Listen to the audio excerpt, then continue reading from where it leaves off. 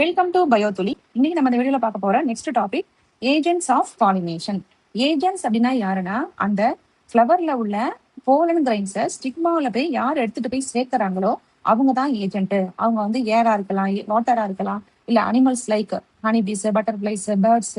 So இவங்கெல்லாம் தான் யாருன்னா ஏஜென்ட்ஸ். இவங்க மூலயமா என்ன பண்ணுதுன்னா, அந்த ப்ரொடியூஸ் ஆகக்கூடிய போலன் கிரைன்ஸ் அந்த ஃபீமேல் போர்ஷனான ஸ்டிக்மாவை போயிட்டு ரீச் பண்ணுது. Plants use to abiotic. ஏபயோட்டிக்னா நான் லிவிங் திங்ஸ். யாரு? காத்து மூலயமா பரவலாம், இல்லைன்னா தண்ணி மூலயமா. அண்ட் ஒன் பயோட்டிக்ங்கிறது அனிமல்ஸ் மூலயமா. இடத்துல அனிமல்ஸ்ங்கிறது ஹனி பீஸ், பட்டர்ஃபிளை எல்லாம் சொல்றோம் இல்லையா, அது. Agents to achieve pollination. Majority of plants use biotic agent for pollination. இதுல மோஸ்ட் ஆஃப் த பிளான்ட்ஸ் வந்து யாரு மூலயமா பாலினேஷன் பண்ணுதுன்னா, இந்த பயோட்டிக் காம்போனன்ட்ஸ் மூலமா தான். Only a small portion of plants, ஒரு ஸ்மால் போர்ஷன் ஆஃப் பிளான்ட்ஸ் தான் என்ன பண்ணுதுன்னா தண்ணி மூலயமாவும் காத்து மூலயமாவும் பாலினேஷன் பண்ணுது. That is abiotic agents. Pollen grains coming in contact with stigma is a chance factor in both wind and water pollination. To compensate for these uncertainties and associated loss of pollen grains, the flower produce enormous amount of pollen when compared to the number of ovules available for pollination. இந்த இடத்துல என்ன சொல்றாங்கன்னா, தண்ணி மூலமாவும் காத்து மூலயமாவும் pollination பண்ணக்கூடிய plants வந்து ரொம்ப லார்ஜ் குவான்டிட்டிஸ்ல பார்த்தோம்னா போலன் கிரைன்ஸை ப்ரொடியூஸ் பண்ணணும். ஏன்னா தண்ணியில கொட்டும் போது பாதி போலன் கிரைன்ஸ் என்ன பண்ணும், தண்ணியிலேயே அடிச்சுட்டு போயிடும். காத்துல அதுங்க பறக்கும் போது காத்து வீசுற திசையை நோக்கி பாதி போலன் வந்து ஸ்ப்ரெட் ஆயிடும். அப்ப காத்து மூலயமாவும் தண்ணி மூலயமாவும் அதுங்க பாலினேட் பண்ணணும்னு நினைச்சதுன்னா அப்ப என்ன பண்ணணும், அதிகமான போலன்ஸ் அது கண்டிப்பா ப்ரொடியூஸ் பண்ணியே ஆகணும். எனார்மஸ்ன்னு கொடுத்துருக்காங்க பாருங்க, அதிக அளவு போலன்ஸ் அதுங்க ப்ரொடியூஸ் பண்ணணும்.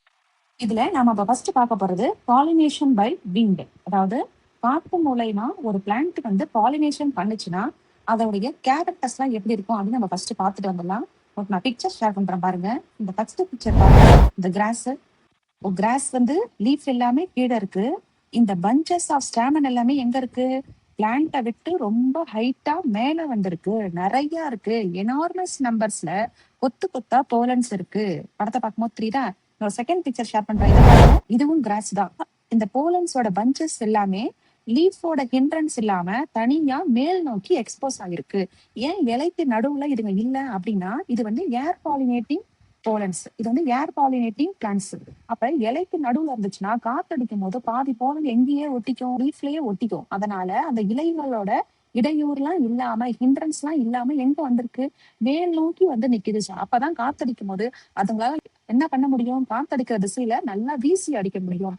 மெயினா ஒரு ரீசன் பாத்தீங்கன்னா, இப்ப நான் காமிச்சது எல்லாமே உங்களுக்கு பூ தான். ஆனா பூ வந்து எப்படி இல்ல, ஒரு கலர்ஃபுல்லா இல்ல. காத்து மூலயமா பாலினேஷன் பண்ணக்கூடிய ஃபிளவர்ஸ் எப்படி இருக்காதுன்னா கலர்ஃபுல்லா இருக்காது, ஒரு டஸ்ட் மாதிரி இருக்கும். ரொம்ப மைனூட்டா இருக்கும். ஓகேவா? கலர் பாத்தீங்கன்னா கலர்லெஸ்ஸா இருக்கும், ஒரு மாதிரி பேல் எல்லோ கலர்ல இருக்கும். ஸ்மெல்ல ப்ரொடியூஸ் பண்ணாத, அதுல நெக்டர் இருக்காது, தேன் இருக்காது, வாசனை இருக்காது, பாக்குறதுக்கு ஒரு பூ மாதிரியே இருக்காது. தென்னை மரத்தோட பூலாம் பாத்துருக்கீங்களா? அது பார்த்தோம்னா ஒரு ஃபிளவர் லைக் ஸ்ட்ரக்சர் மாதிரியே இருக்காது. அந்த செம்பருத்தி பூலாம் பார்த்தோம்னா இதழ்கள்லாம் இருக்கு இல்லையா, அந்த மாதிரிலாம் இதுல இருக்காது.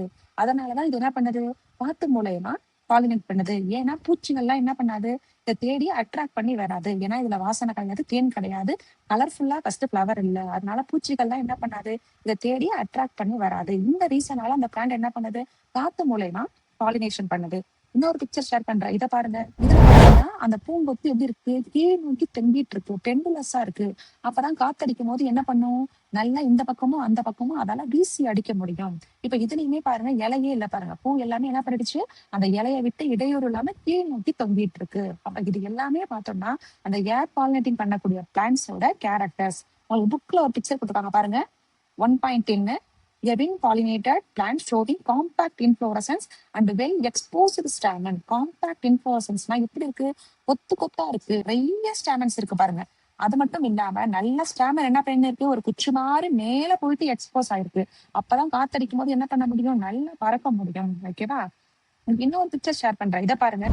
பாத்தீங்கன்னா போலன் கிரைன்ஸும் அதிகமா இருக்கு.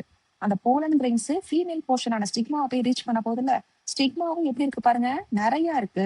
ஓகேவா? அப்பதான் என்ன பண்ண முடியும், காத்துல இருந்து வர்ற போலனை அதுங்களால கேட்ச் பண்ண முடியும். ஓகேவா? Pollination by wind is more common amongst abiotic pollination. இது வந்து ஒரு abiotic pollination. wind pollination also require the pollens are light and non sticky. Light வெயிட்டா இருக்கும், லைட் வெயிட்டா இருந்தாதான் காத்துல அதால பறக்க முடியும். நான் ஸ்டிக்கி, நம்ம வந்து போலன் கிட்ட இதுக்கு முன்னாடி படிச்சோம் இல்லையா, அந்த ஃப்ளவர்ஸ் ப்ரொடியூஸ் பண்ணக்கூடிய போலன் கிரைன்ஸ் எப்படி இருக்கும்? ஸ்டிக்கியா இருக்கும், பிசுபிசுப்பா இருக்கும். ஏன்னா அது எண்டமோஃபிலஸ். அப்பதான் பூச்சியோட ரெக்க கால்கள் எல்லாம் ஒட்டிக்க முடியும். ஆனா இது யாரு? அனிமோஃபிலஸ். இது வந்து ஸ்டிக்கியா இருக்கணுங்கிற அவசியம் கிடையாது. காத்துல பறக்கறதுக்கு ஏதுவா நான் ஸ்டிக்கியா இருக்கணும். So that they can be transported by wind current. அந்த காத்தோட திசையில அதுங்களால பறந்து போக இதெல்லாம் ஹெல்ப்ஃபுல்லா இருக்கும். They often possess well exposed stamens. நான் காமிச்ச பிக்சர்லாம் பாத்தீங்க இல்லையா? ஸ்டாமன் எல்லாமே எங்க இருக்கு? லீஃப் வந்து கீழே இருக்கு, ஸ்டாமன் எல்லாமே மேல் நோக்கி இருக்கு. So that the pollens R easily dispersed into the wind current. அப்பதான் காத்தடிக்கிற திசைக்கு அதுங்களால நல்லா வந்து டிஸ்பர்ஸ் ஆக முடியும், பறந்து போக முடியும். And large often feathery stigma. அந்த பிக்சர் பாத்தீங்களா? ஸ்டிக்மா காமிச்சோம்ல, அதுவும் எப்படி இருக்கு? ஒரு மாதிரி ஃபெதரி மாதிரி இருக்கு. அது ஸ்டிக்மா வந்து கொஞ்சம் பிசு பிசுப்பா இருக்க மாதிரி இருக்கு. ஏன்னா அப்பதான் அந்த வரக்கூடிய போலன்ஸை ஈஸியா அதனால கேட்ச் பண்ண முடியும். And easily to trap airborne pollen grains. அப்பதான் காத்துல பறந்து வரக்கூடிய அந்த போலன்ஸை அதால ட்ராப் பண்ணிக்க முடியும், பிடிக்க முடியும். Wind pollinated flowers often have a single ovule. காத்து மூலயமா பாலினேஷன் பண்ணக்கூடிய ஓவியல் எல்லாமே எப்படி இருக்கும்னு சொல்றாங்க? Single ovule. ஒரு ஃப்ரூட்டுக்குள்ள ஒரு சீடு தான் இருக்கும். In each ovary and numerous flower packed into the inflorescence. இல்லைன்னா இந்த மாதிரி கொத்து கொத்தான மலர்கள் இருக்கும். ஒரு கொத்துலையும் பார்த்தோம்னா ஒரு சீடு தனித்தனியா பேக் ஆயிருக்கும். The familiar example is the corn cob. இது அவங்க பிக்சர் ஷேர் பண்றேன் பாருங்க. இந்த சோள செடி பாத்திருக்கீங்களா? இதுல பாத்தீங்கன்னா மேல் ஃபிளவர் எங்க இருக்கு? நல்லா லீஃபை விட்டு எக்ஸ்போஸ் ஆயிட்டு மேல கொத்தா இருக்கு. கீழே அந்த சோளம் இருக்கு இல்லையா? அதுதான் யாருன்னா ஃபீமேல். ஓகேவா? இங்க நான் வரைகிறேன் பாருங்க. இதுதான் வந்து ஃபீமேல். ஓகேவா? இப்ப இந்த கார்ன் பிளான்ட்ல பார்த்தோம்னா போலன் கிரைன்ஸ் ரொம்ப வெயிட்டா இருக்கும். இதுங்களால காத்துல ஸ்ப்ரெட் ஆக முடியாது. நம்ம இதுக்கு முன்னாடி என்ன பார்த்தோம்? ஏர் பாலினேட்டிங் போலன்ஸ் வந்து நான் ஸ்டிக்கியா இருக்கும், லைட் வெயிட்டா இருக்கும்னு படிச்சோம். ஆனா சோள செடியில மட்டும் பாத்தீங்கன்னா போலன்ஸ் வந்து ரொம்பவே வெயிட்டா இருக்கும். இதுங்களால காத்துல ஒரு ஃபியூ டிஸ்டன்ஸ் கூட பறக்க முடியாது. அப்ப இது என்ன பண்ணும் அப்படின்னா, இந்த பிளான்ட் நான் காமிச்சேன்னா பிக்சர் ஞாபகம் இருக்கு? அந்த பிக்சரை வேணா திரும்ப ஒரு தடவை பாத்துக்கோங்க. இப்ப அந்த மேல எக்ஸ்போஸ் ஆயிருக்கக்கூடிய அந்த போலன் என்ன பண்ணும்னா, செடி வந்து காத்துல லைட்டா அசையும் இல்லையா? அப்படி அசையும் போது அந்த போலன் வந்து இந்த ஸ்டிக்மாவை ரீச் பண்ணணும். சோளத்துக்கு மேல ஒரு மாதிரி முடி மாதிரி இருக்கும், பாத்துருக்கீங்களா? அது வந்து மேக்சிமம் வந்து 23 சென்டிமீட்டர் நீளம் வரைக்கும் அந்த ஹேர் லைக் ஸ்ட்ரக்சரோட லென்த் இருக்கும். அது ஏன் வந்து அந்த சோளத்துக்கு மேல அவ்வளவு முடி மாதிரி இருக்கு, அந்த ஹேர் லைக் ஸ்ட்ரக்சர் இருக்கு அந்த இயர்ஸ்ல அப்படின்னு பார்த்தோம்னா, இந்த போலன்ஸ் ரேப் பண்ணிக்கிறதுக்கு தான். அந்த சோளத்துக்கு மேல உள்ள முடியை தொட்டு பாத்தீங்கன்னா பிசு பிசுப்பா இருக்கும். ஓகேவா? அப்ப அந்த காத்து மூலயமா அந்த அசையும் போது 1-2 போலன் கீழே வரும் இல்லையா? அதை என்ன பண்ணிட்டோம்னா, இந்த இயர், இந்த போர்ஷன் தான் இயர்ன்னு சொல்லுவோம். இது வந்து காபுன்னு சொல்லுவோம். இந்த காபுல இருந்து வரக்கூடிய அந்த 1-2 போலன்ஸ் என்ன பண்ணிக்கும்? இந்த இயர் வந்து டைட்டா ட்ராப் பண்ணி பிடிச்சிக்கும். இப்படிதான் இதுல வந்து பாலினேஷன் நடக்குது. You see are nothing but the stigma and stem which wave in the wind to trap pollen grains. நம்ம பார்க்கக்கூடிய இந்த சோளத்துல வந்து இந்த முடி மாதிரி மேல இருக்கு இல்லையா? அது ஒண்ணும் கிடையாது. அதுதான் ஸ்டிக்மா ஸ்டைல்.